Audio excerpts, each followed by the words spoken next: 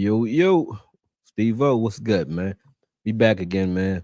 Be back again. I'll let a few of y'all join up before I start, talking my talk. But good to be back. I appreciate y'all for joining Okoye Knows Boxing once again. For those of you who are just jumping in, don't know about the page. If you're joining from the Okoye Media page, make sure you follow Okoye Knows Boxing. You just type that into YouTube, Akoye Knows Boxing, and you'll find the other page, right? And then make sure you follow, like, subscribe, share it, do all you do. Everybody who watches me on the Okoye page, if you like boxing, don't waste no time. Come over here and follow it because I need you to, number one. But number two, you're not going to find boxing content over there. So it's going to be desert. You know what I mean? But nonetheless, it's good to be back. And we got some topics for you. I think you guys kind of know based off the title what we're talking about today. But it's some other fights we're going to talk about as well. And we'll get into it in a second. I'll give y'all a chance to join up. Dak owns a bad defense. Yeah, that's a fact. Yo, I guess you first up today, man.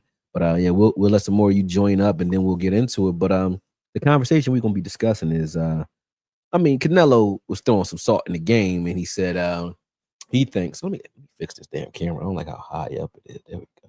I look like I'm little. It's just too high up. But anyway, he thinks that Crawford is better than Canelo. He said it. Crawford is better than Mayweather. He said it. Canelo said it. And it started a conversation all over the internet where everybody's talking about whether or not that's accurate or how accurate they believe it to be. To me, don't really matter one way or the other. But I think that he is qualified to discuss it, right? And reason being, he fought both guys. So it is a valid conversation for Canelo to assess because we do that all the time. And I think a lot of the people today who, try to dismiss the argument don't realize we do that all the time. We'll ask a sparring partner when we're leading up to a fight, well, how was this guy? Or we'll ask previous opponents. We even judge whether or not we want certain fighters to fight each other based off of light competition. Like, oh, how well did you get rid of this guy? It took him 12 rounds. So, you know what I mean? We do those types of things, compare and contrast.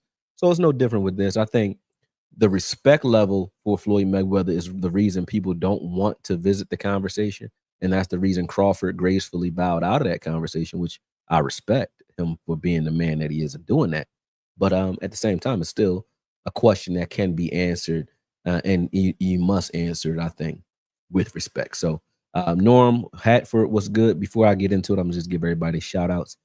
He said, what's good, my man? Miss your content, man. Well, listen, everybody who just joined up, remember, I just said it, but I'll say it again and I'll keep saying it. And my moderators, especially you, Norm, people like y'all, make sure y'all saying it in the chat too. Follow Okoye Knows Boxing on YouTube and you'll find this content. All right. So Agent 9 was good. Pod was good. He said Floyd Mayweather was different. He sure was. But let's get into the conversation, right? Number one, you have to look at the reason Canelo said it in the first place. What's up, Ghost? What's good? But you got to look at the reason he said it in the first place, right? The reason he discussed that and the reason he said it in the first place was this. He doesn't like Floyd Mayweather. So you got to take that into account. Canelo hates Floyd, as a person. And he looks at Crawford as a gracious person. He respects him. So I think he likes Crawford more. So obviously he's going to say more in favor of Crawford, right? When you ask who's better out of the two, they're in two different eras. Just like I would say how Sugar Ray Leonard would have fared against Floyd, how Crawford would fare against Floyd, those things are different. I would love to have seen that fight. I can compare their styles and say what would give each other problems, but we don't need to get into the technicalities because it isn't a fight that we're going to see. I think both bring something to the game that would give the other a lot of issues. Floyd being like a master adjuster, mid-game adjuster, he will give Crawford problems because Crawford's the type that once he figures out your pattern, he's going to disrespect you and walk you down, right? And he's going to switch his style up. But that style switch usually gives, most fighters problems, but not a fighter that can adjust on the fly like Floyd. So not saying it wouldn't give him problems, I'm saying he can actually adjust to it. So that would be a great fight to see. But when you're looking at it from light competition, like who dominated Canelo more or better, I think they both were different and they dominated in their own way. If you look at Floyd Mayweather's fight with Canelo, Floyd Mayweather didn't let Canelo really get anything off. Canelo was trying to get off. He couldn't find Floyd Mayweather in a phone booth, literally couldn't touch him. And Floyd was hitting him in between shots. making him pay every time he missed. Canelo, I don't think, was hurt in that fight though, because he was still game the whole fight. He was coming forward, just trying to kill. Couldn't really get there because Floyd was just annoying him with his punches. Now Floyd has hurt his hands early in his career, so that led to a decline in his punching power, and also he came up in weight. I think they fought at like maybe 154. So Floyd obviously didn't have enough power or pop at that weight to knock Canelo out, but to affect him and get his respect, he definitely affected him. Couldn't hurt him, but that's even more reason why some will say Floyd dominated him even more, right? Because he's the bull and the matador. Of course, you can't beat a bull head up, but Floyd was able to corral him and do certain things that would annoy Canelo by taking angles, shoulder rolling, standing in the phone booth, making him waste his energy and just pot shotting him, right? It was very frustrating. But I understand why Canelo would say that Crawford is better. As a fighter, I would understand. And this is the reason. If you've ever fought someone or done something where it's like you feel like if I could have just done this better, I would have won. And I think Canelo had that itch in his mind at the end of the Floyd fight, saying, if I was better, if I moved better, because he got better with his head movement and his he got slicker after that fight because he watched Floyd and kind of mimicked some of the stuff Floyd does. Hold on a second. It's too loud. I was wondering what all that noise was, making me anxious. Much, much better. Sorry about the sound quality a second ago. The air, I had my fan on. I just forgot I had it on. Happy Tuesday. But yeah, so if you look at that fight and you say, yo, Floyd's probably looking at the end of that fight and saying, I could have done a little bit more in this area or that area. If I could, I mean, Canelo could have said that. Like, if I could have landed some punches on Floyd, I would have hurt him. That's what Canelo was thinking at the end of that fight. If I was better, I would have beat Floyd. That's how he thought. Now, I'm not saying he was right, but that's what he was thinking at the end of the fight because he didn't get a chance to land punches to find out what would actually happen if he did, right? Now I understand why you would think that you could beat a guy if you could hit him. You probably think, oh, if I would have hit him, I would have hurt him. A lot of guys think that. The reason he doesn't think that when it comes to Crawford is because he did hit Crawford. It's because he did get the things off that he wanted to get off. It's because he is slicker now. He is better and more seasoned than he was when he fought Floyd. He feels like he's a better, more well-rounded fighter now and an accomplished fighter. And he still lost to a guy who was smaller who fought the wrong fight. And what I mean by fought the wrong fight, I mean you never tell a small guy to stand right in front of a bigger guy in exchange. You will never tell a guy to do that. My hat goes off to Crawford for being able to do that. That's what makes him special. But the reason he's special is because you can line 10 other fighters up, whether they're light heavyweight, super middleweight, junior middleweight, welterweight, and say, hey, I want you to fight Canelo, but your strategy is to stand in front of him in exchange. And they would not be able to do what Crawford did. They would actually probably get their faces broken. So that's why Canelo, to me, respects Crawford a little more because he knows, like, at the end of that fight, I know who hurt me more. I know who I hit with my best Sunday punch and just stood there. He stood there like nothing happened. And I know who almost got me out of here. Floyd did not almost knock Canelo out. Crawford did. So I could see why Canelo would say what he said. Whether that's a valid argument for us to keep having in this boxing, it's something to talk about, but who cares, right? For me, it's like they'll never fight. So, I got respect for both those guys. You know what I mean? Hold up. Raynar says Mayweather is great, but I always feel like his career is incomplete. Crawford is indisputably undisputably, I think you mean, the best. No talks of cherry picking with him. He's a throwback, old school 70s, 80s, 90s type of fighter. That is disrespectful, man. I think people forget who Pretty Boy Floyd is because they've been watching Money Mayweather, and I don't no disrespect to you, but I understand where you came with that. Because there's no way you think Crawford. Crawford may be more accomplished because of the belts, like accomplishments meaning titles, but fighters, no. Floyd's resume is ridiculous. There wasn't no cherry picking in the beginning of his career. Floyd got the right to cherry pick. Like Crawford just earned the right to cherry pick at the age of 38, meaning now Crawford's a draw, meaning he fought the money man, meaning the guy who is, I'll explain business with boxing real quick. Hold on, I think my producers are telling me some stuff. Okay, got you, got you. Okay, well, let me go into this, and then we'll transition to another topic. But anyway, when you go into boxing, right, and you think about this way, when Floyd got to fight Oscar De La Hoya and beat him, he then became a draw. What I mean by draw means he's a guy that can make money fighting anybody. Like Ali back in the day, Ali was blessing you if he beat your ass. Meaning if he picked you to be an opponent and he fought you, even though he might beat your ass, or beat you down, excuse my French, you made money because he fought you, because he is a real draw.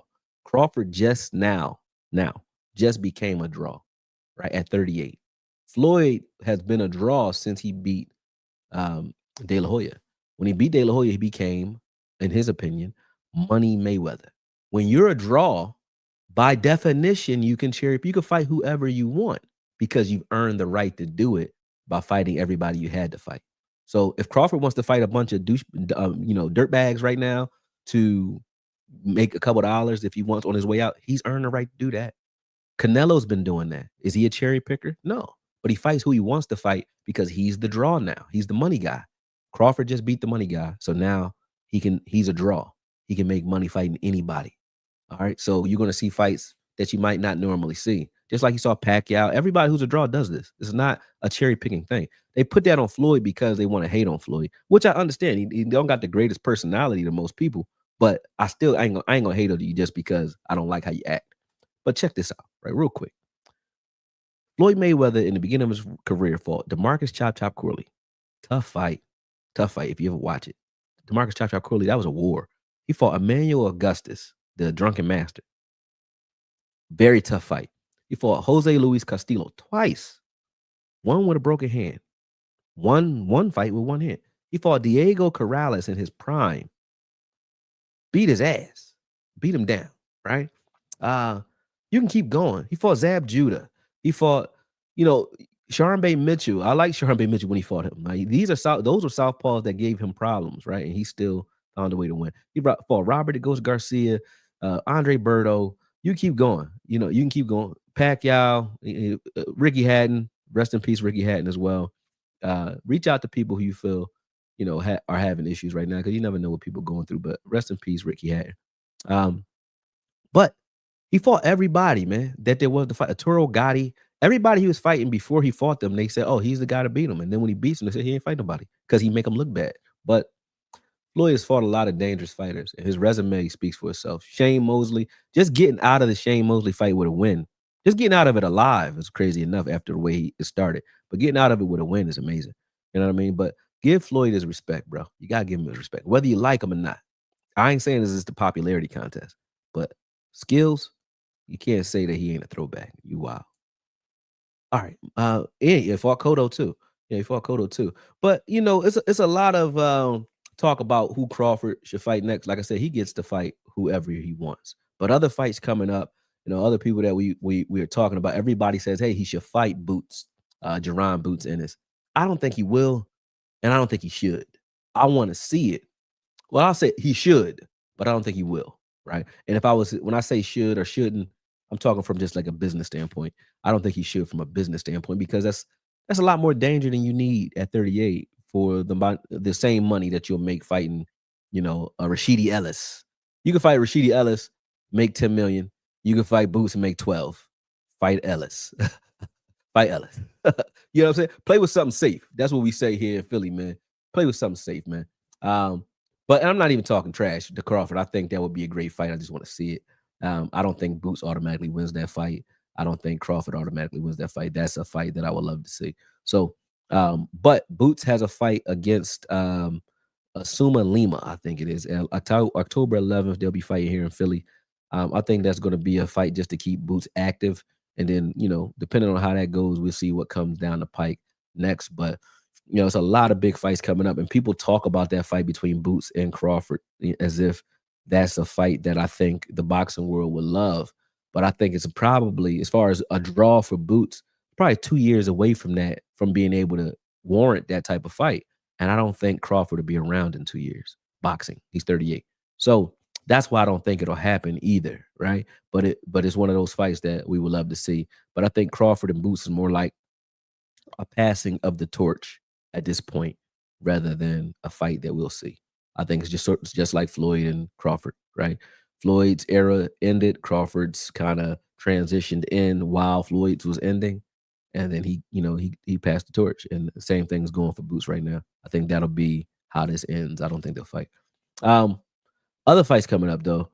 We got Roach versus Pitbull Cruz, and I know Roach is mad, man. He got to be mad at Javante, and we'll get into the Javante debacle, all that circusry with Jake Paul in a second. But if I'm Roach, I'm pissed off, man, because I already showed I can deal with Javante Davis, but Javante don't want to fight you right away, which is smart. This is smart. It's chess, not checkers.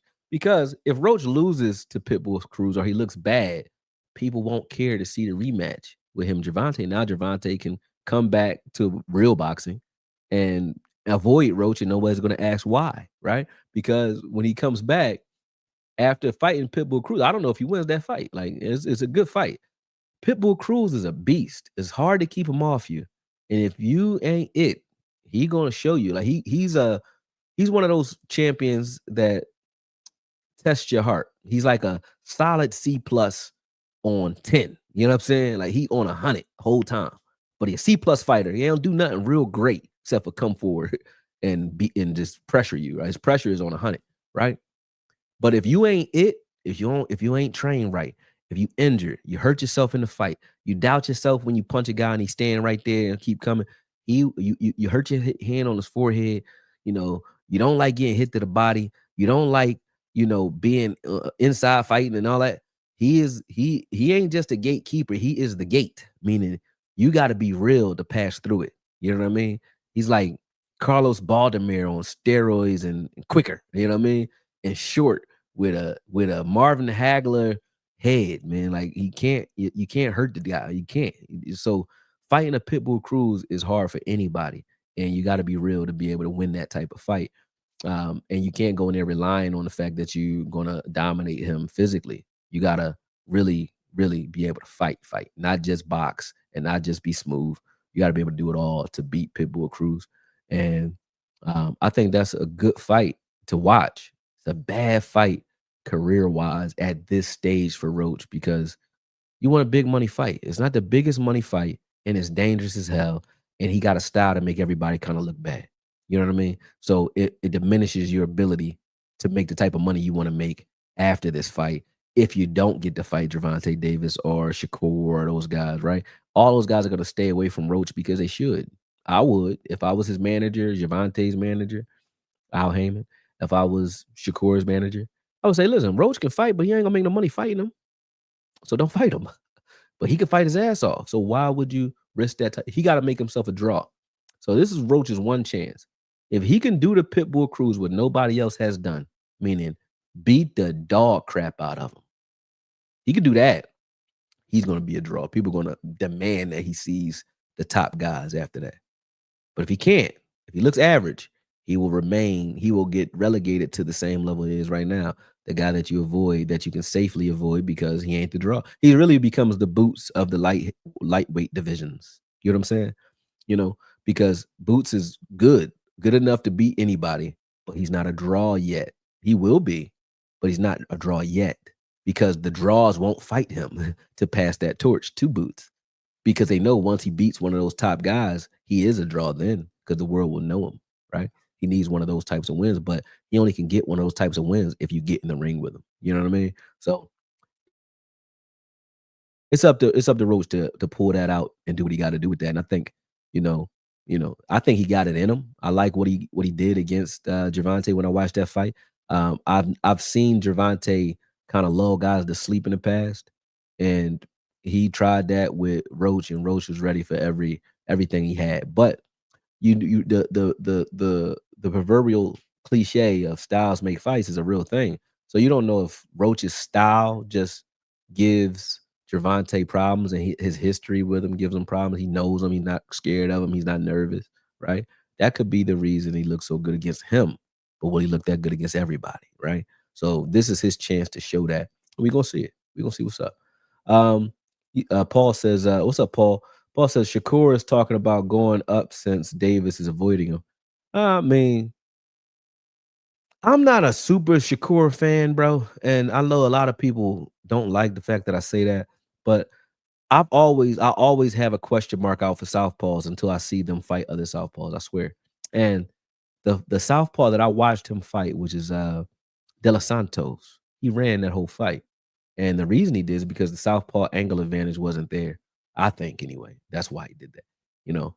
And I just don't look at him as the elite defender that people think he is until he fights Gervonta or a guy that really can bang from that southpaw position. When I see that, or he fights a conventional fighter that really knows how to fight a southpaw, then I will give him his credit. Like if he fights a Roach, Roach know how to fight southpaws. If he fights Roach, I would give him his respect. But the guys that he fights the perfect opponents for him because like don't give me a conversation that a southpaw is a great defender when he don't got to defend the jab. Don't tell me he's a great defender when he got the angle advantage and he could control distance because he got the angle advantage, right? Pernell Whitaker had great defense no matter where he was. Tevin Farmer, great defender. You know what I mean? Chris Bird, these are southpaws that are good southpaws. Marvin Hagler, you know what I mean? Terrence Crawford, Boots. These guys fight southpaws and conventional fighters in a way that is dominant, not because of the advantage, right? Um, uh, Annie Up says, I'll tolerate Shakur because he doesn't deliberately dodge fights. Honey, ducking that boy still. Haney ducking that boy still. I don't think Haney ducking Shakur. I don't think he should anyway. I think Haney and Shakur would be a good fight. I think Haney's loss to Garcia. Y'all gotta understand it's a business. Boxing is a business, right? Fights have to cook. They have to mature, right? And Haney was maturing. That fight was cooking between him and Davis or him and Shakur. But the Robert Garcia fight, Ryan Garcia fight, I'm sorry. That Ryan Garcia fight derailed that, right? So now he has to recook it. You know what I mean? He has to build himself up to the point where people want to see those fights. If he fought any of those guys now, we would be happy that he's fighting, but it wouldn't make the impact to the sport or to the bread or his pockets the way he would want to. So boxing is prize fighting. We ain't selling blood. Nobody's selling blood for free. It's not we are selling blood, but it's not free. You know what I'm saying? You got to pay for that. So if I say, hey, I gotta fight this guy, I've been waiting to fight him since the amateurs, and you know, I risk getting hurt fighting this guy. I risk my record. I risk everything. My career is on the line fighting him. I need to be maximized to do it. So it's only wise to wait till the fight is is right. He said that loss to Garcia didn't get retracted after the PEDs. I think it did, but it doesn't matter. It still happened in your mind and in your eyes, and his body still felt it, PEDs or not. Even if I gave you back to zero, you undefeated still. So what? Your body ain't. You still felt that. Ask Cotto when he fought Margarito. Margarito had the loaded gloves. Yeah, Cotto got to get his revenge, but he lost a lot of they knocked years off his life in that fight. You know what I mean? He still took the punishment, and so did Haney. Haney still got some work in it. He got some hands put on him in that fight. You know what I'm saying? He got some hands put on him. You still feel that. You don't just go back and be like, I'm back because I didn't lose. No, you felt that. And the embarrassment of the memes, everything, all that goes into it, right? So yeah, he got to build that back up.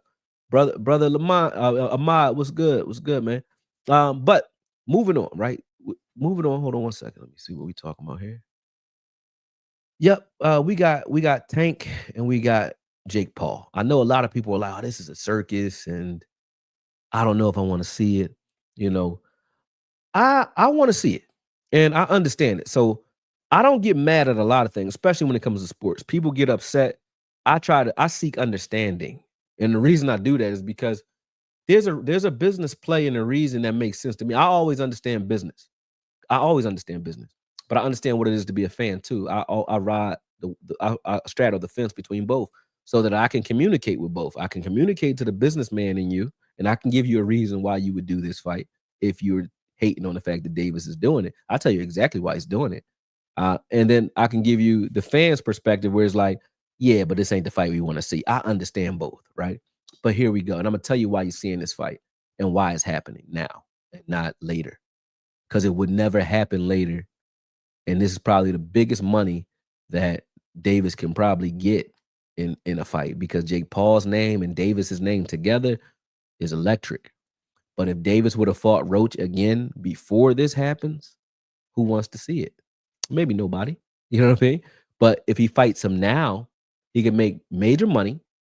He can have a reason to duck. It's a very good duck, because if you ducked by fighting another fighter after the Roach fight, now you look bad if you fought a professional boxer right now, and you're Davis, and you went and picked another guy that didn't whoop your ass, right?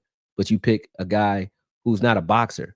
It's not as dangerous. If you lose, you don't really lose anything. It doesn't matter, right? You don't lose anything. Nobody cares if you lose to a bigger man in an exhibition. Nobody gives a damn. And you'll make a bigger payday than you can make anywhere else on the planet, right? You're gonna get that money, win, lose, or draw. No matter what happens, you can come back to boxing and get another major payday against Roach or anybody else you choose to fight first, right? And if Roach does beat you, you're never gonna see those type of paydays again. So now you got two major paydays for the price of one. Whereas if you went right back and fought Roach, you're not gonna make as much as you're making fighting Jake Paul, right? At all. And you could lose. And then now you're not making the same money when you actually do have to fight Shakur later or Haney or anybody else. You're not gonna make the same money, right? But you do this first, you come back and Roach loses. Now that was a slick duck, and now you could duck Roach again, because you don't got to fight him now if he loses to Pitbull Cruz. That's smart business. It's strategies, chess, not checkers. Now, this is what's happening in the business. Now, if Roach loses and he comes back and he has to, and Davis goes and he fights Shakur, he's gonna make major money after this fight. He fights Haney, major money. He fights anybody after this, he's gonna make some good money. But if you're saying, hey, I only got who knows how many he has left in him, but let's say you only want to fight 4 or 5 more fights. Jake Paul should be one of them, right? Number first. And then you go and fight, you pick him after that, but you walking off into the sunset with at least, it's the difference between making another $200 million in the rest of your career versus making maybe 100 or 75 million. You know what I mean? That's where he's at right now. That's what these fights mean. That's what the Jake Paul fight means. And he's going to go get a crowd and an audience and a demographic that are not a traditional boxing demographic. He already has his own fans, Davis does. He's going to go siphon some of them from Jake Paul, and then he's even a bigger draw. It's like an avalanche. He's a bigger draw when he comes back to fight, whoever he chooses to fight next. That's only smart business. I would definitely advise him to do it, and that's why it's happening. If you're asking me who's going to win, it's a circus. I don't know, don't care. I don't think they're all real anyway. I think Jake Paul's claim to fame is the fact that he hasn't lost yet. It hasn't looked horrible against any of the fighters that he's fighting, and that he has the handicap against. And I think that's what keeps the gravy chain growing. So I don't think him or Davis want Jake Paul to lose, to be quite honest, because that's how he makes his money. It's WWE for them. You know what I mean? So I don't care who wins that fight. I just know why they're doing it, and it's smart business. You know what I mean? But let me read what some of y'all are saying. So Annie Up says, facts, Ahmad. I want to see Paul in a for real fight. He got the conditioning. I want to see that translate in the ring. No, you don't. Paul is listen. He don't have the conditioning. He's not that. You know what I mean? If he's fighting a true light heavyweight or super middleweight, wherever he's really supposed to be, he ain't that, bro. He knows that. They know that. That's why he's doing what he's doing now, because he can make money off of his name as well. Why make it real? If you remember Wolf of Wall Street, he's like, never do that. That makes it real. You fight a real fighter, that makes it real. And now when you get destroyed, all this is over. Where you gonna go back to YouTube? No. You do what you're doing, Jake Paul. That's smart business. That's smart business. I don't want to see him fight a real for real fighter, because I don't think he can beat a real for real fighter or consistently beat them. He can't work his way up in the ranks to be able to be respected as a real boxer, in my opinion. He can get sanctioned to fight these exhibitions. More power to you. It's good for the sport. You're bringing eyes to boxing. Thank you. I'm in the sport. I'm in the business. I throw fights. Thank you. I ain't mad at him for that. Yep. Let me see what else you guys are saying. He's talking about fighting the Puerto Rican that went up to junior lightweight. You mean Teofimo? Yeah. If Shakur fights Teofimo, probably a good fight. That's probably a good fight. I think that Tiafimo is a front runner. He's explosive in the early rounds, but I don't like Tiafimo late. He fades late. So it'll be a question of can Tiafimo land and do enough damage early to Shakur for him to be able to coast in the later rounds and still be able to gain respect and dominate those later rounds, or will Shakur make him miss early, and when Tiafimo starts to fade, he'll kind of do what Lomachenko did to him, which is start to outpoint him in the late rounds. So either way, I think that'll be something to watch if it does happen. I'm looking forward to seeing that. If they're trying to sell it now, and if people buying, I'm buying. It's all good. But outside of that, like I said, I think we covered all the fights we wanted to cover. But outside of the obvious things that we're talking about when it comes to boxing, I will say for the sport itself, man, and the way it's going, a lot of people are transitioning over to the UFC. My sons are jujitsu practitioners, so I watch a lot of UFC too. But I think boxing is making a resurgence because there's so much to be added with a lot of the social media influencers that are in it. I won't give away my own promotional strategy, but social media influence right now and content right now is creating a new wave for boxing, where boxing can definitely make a resurgence. People like Turkey, Ala Sheik, they're doing a lot of great things for boxing as well. Jake Paul is one of them. You know what I mean? Javante. We got a lot of names. Whereas back in the day, we had one name at a time, usually with Roy Jones and De La Hoya, maybe. That was it. Then heavyweight division, it was like Mike Tyson, right? Ali, and whoever was, I think Sugar Ray Leonard, you know what I mean? But we had some names, but now we got multiple names. You got Javante Davis, you got Shakur Stevens, you got Haney. These guys are draws enough. You got Boots that will become one. You got Crawford that now is like, he's a draw, but he can do what he want. You got Canelo that's a draw. You got Inoue. You got guys who can hold their own in the sport that are big names now, right? Multiple big names. Then you have the influencers that are kind of cultivating and subsidizing that. So boxing is in a space where I think the resurgence is real. I look at boxing as a purist. I'm a martial artist. I look at boxing as a martial art. Those who do practice and they stay ready, they stay sharp. Those that look at it as a prize fight or something to do as a sport, right? I think that's what hurt the game because we had so many trainers that were just trying to get a guy ready to win a fight for some money versus trying to train a guy to be able to protect himself for the rest of his life and just so happen to be good enough to go make some money doing it too. That's where we lost boxing, and that happened when the mob got into boxing back in the day. When even during Joe Lewis's era, he had a trainer named I forget what his name. I think it was Frank uh,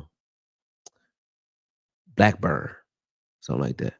But Joe Lewis's trainer got chased out of there by the mob. A lot of trainers got chased off by the mob. So you saw guys who were what I call shoe shiners versus shoemakers. And I say this all the time. Rest in peace to Sharaf, my trainer. I'll say this before I go, but he used to say a shoemaker can make a shoe, and he can make a shoe. He can shine a shoe and make it look new, right? But he can make a shoe from scratch.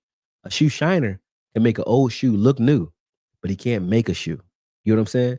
It's the same thing when it comes to trainers. A true boxing practitioner, a purist, can make a fighter out of anybody.